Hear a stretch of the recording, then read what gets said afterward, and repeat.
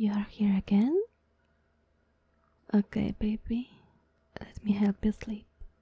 Lay down and listen to another adorable Slavic fairy tale called The Little Singing Frog. The story of a girl whose parents were ashamed of her. Written by Parker Fillmore. There was once a poor laborer and his wife who had no children. Every day the woman would sigh and say, "If only we had a child."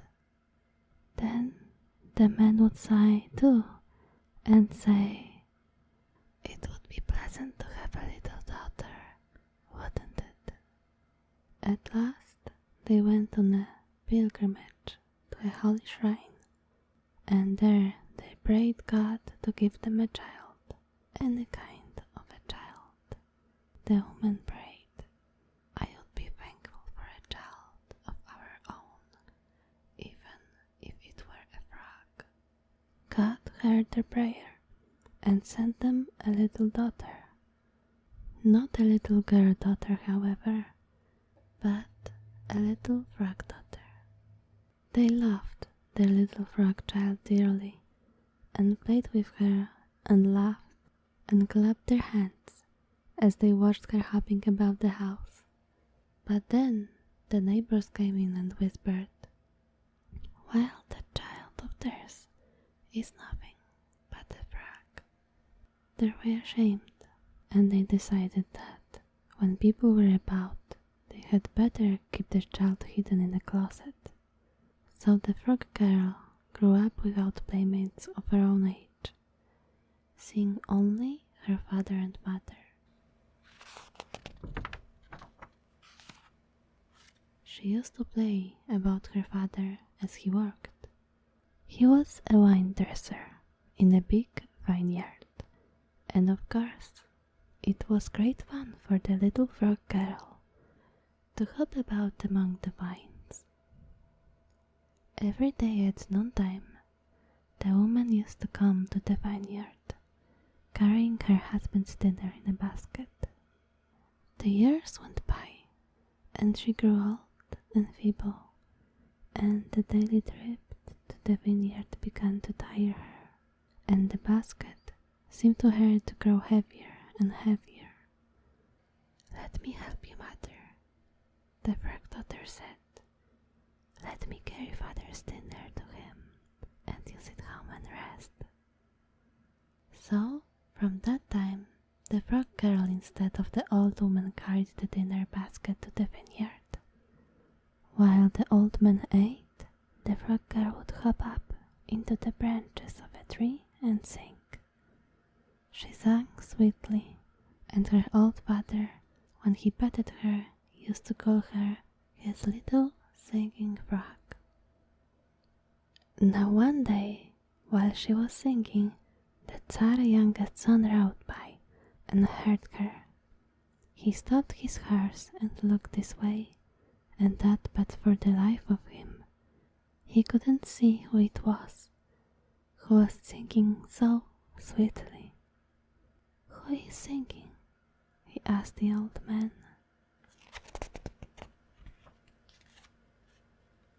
But the old man, who, as I told you before, was ashamed of his frog daughter before strangers, at first pretended not to hear, and then, when the young prince repeated his question, answered gruffly, "There is no one singing." But the next day, at the same hour, when the prince was again riding by, he heard the same sweet voice, and he stopped again and listened. "Surely, old man," he said, "there is someone singing. It is a lovely girl, I know it is. Why, if I could find her, I would be willing to marry her at once and take her home to meet my father, the Tsar." "Don't be rash, young man," the laborer said. "I mean what I say," the prince declared. "I would marry her in a minute." "Are you sure you would?" "Yes, I'm sure." "Very well then, The old man looked up into the tree and called, "Come down, little singing frog. A prince wants to marry you." So the little frog girl hopped down from among the branches and stood before the prince. "She's my own daughter," the laborer said, "even if she does look like a frog." "I don't care what she looks like," the prince said. "I love her singing, and I love her. And I mean what I say. I will marry her if she will marry me. My father, the Tsar, bids me and my brothers present him our brides tomorrow. He bids all the brides bring him a flower, and he says he will give the kingdom to the prince whose bride brings the loveliest flower. Little singing frog, will you be my bride, and will you come to court tomorrow, bringing a flower?"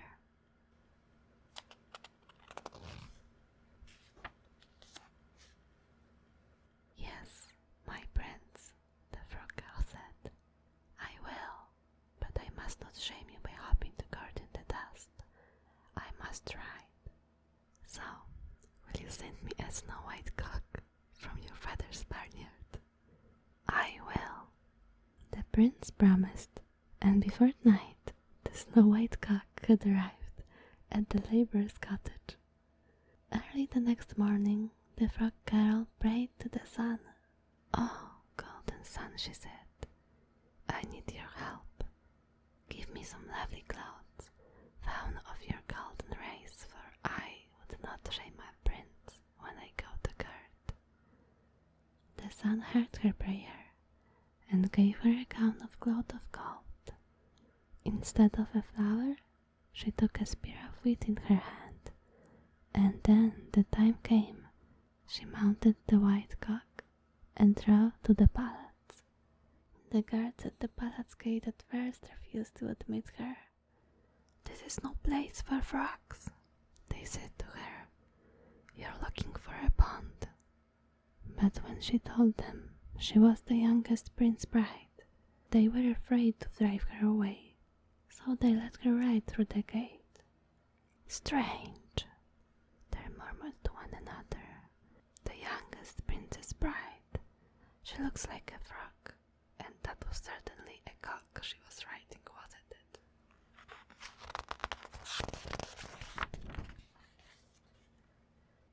They stepped inside the gates to look after her, and then they saw an amazing sight. The frog girl still seated on the white cock. She was shaking out the fold of a golden gown. She dropped the gown over her head, and instantly there was no frog and no white cock, but a lovely maiden mounted on a snow-white horse. Well, the frog girl entered the palace with 2 other girls, the promised brides of the older princess. They were just ordinary girls, both of them.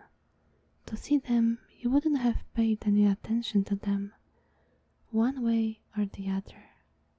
But standing beside the lovely bride of the youngest prince, they seemed more ordinary than ever. The first girl had a rose in her head. The Tsar looked at it and at her, sniffed his nose slightly, and turned his head. The second girl had a carnation. The Tsar looked at her for a moment and murmured, "Dear me, this will never do."